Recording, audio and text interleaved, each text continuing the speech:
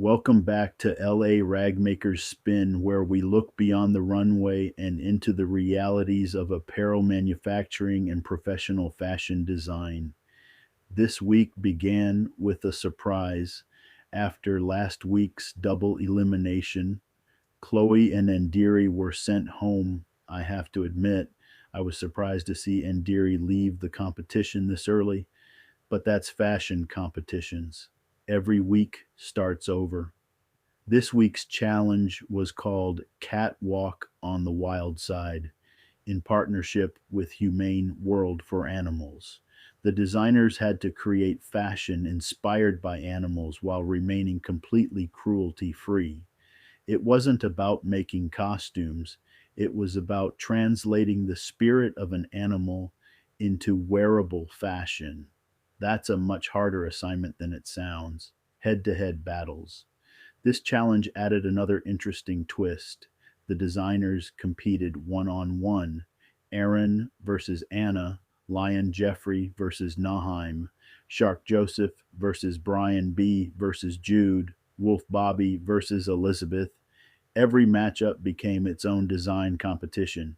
That increased the pressure because every designer had a direct comparison. Jude's professional moment. One moment really stood out to me. Jude's model accidentally got his garment dirty. Instead of making excuses, he remade the dress. That's exactly what professionals do. Problems happen, samples get damaged, fabric arrives late, construction goes wrong. The question isn't whether problems happen, the question is how you respond. Jude responded like a professional. The winning designers were Anna defeated Aaron, Jude defeated Bai, Joseph defeated Brian, Bobby defeated Elizabeth, Naheim defeated Jeffrey. The judges especially responded to Anna and Jude, with Jude ultimately winning the challenge. At this point in the season, Jude is proving that consistency matters just as much as creativity. Designers in trouble, not everyone had a successful week. Brian, Bai, and Jeffrey are now on the chopping block. We'll find out next week whose journey comes to an end. L.A. Ragmaker's Spin. My biggest takeaway from this episode wasn't actually about animals, it was about expectations. I hear designers say, the judges just didn't understand my vision. But here's the reality, the judges are the ones defining the challenge. In the real fashion industry, the client defines the brief, the retailer defines the assortment, the customer decides whether the garment succeeds. As designers, we don't always get to define the goalposts. Sometimes they move, and professionals learn how to hit the target anyway.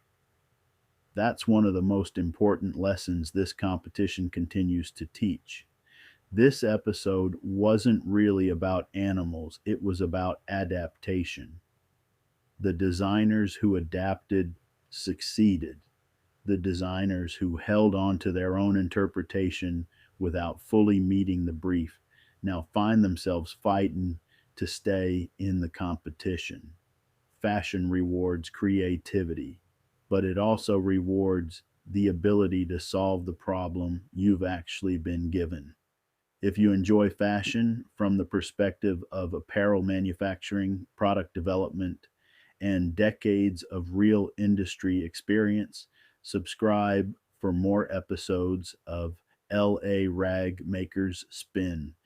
And I'd like to hear from you. Did the judges make the right decision this week? And should designers follow their own vision or the challenge as closely as possible?